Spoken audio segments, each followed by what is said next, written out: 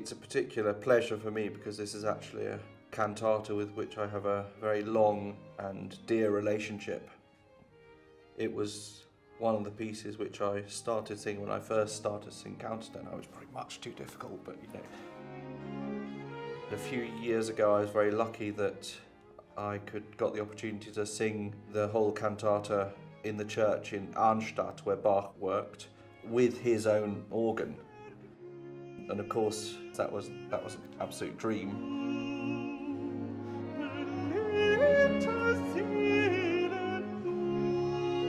I certainly try and take the piece in the context, in its liturgical context. So I would look at the gospel readings for the day and also various pieces of literature which have a sort of exegesis of the text.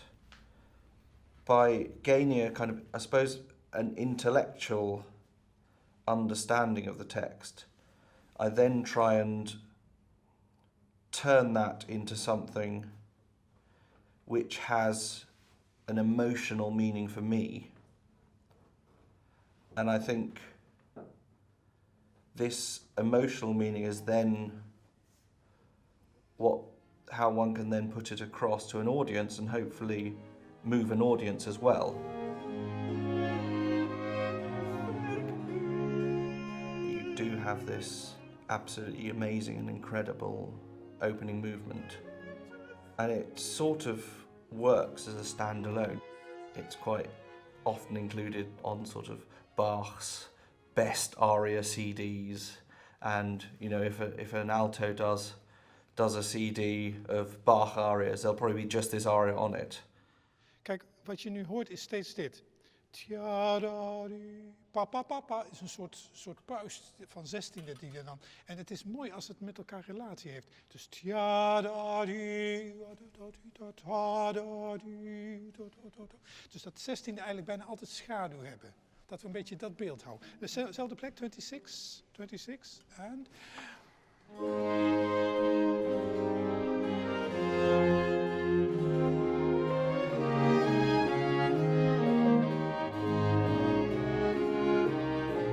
The whole aria doesn't stay peaceful. It's a kind of constant striving. And I think the striving within the music and the Unruhe, as you'd say, within the music reflects the striving of a good Lutheran, the striving to find God and to find the peace with God.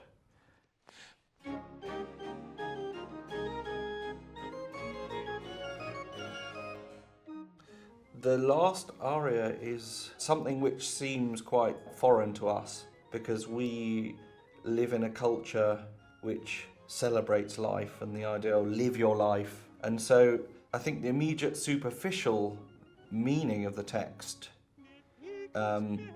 is pretty strange for us. It seems like a kind of death wish text.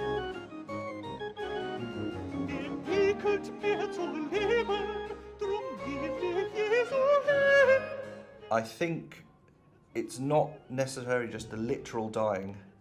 It's not someone saying, I want to die now.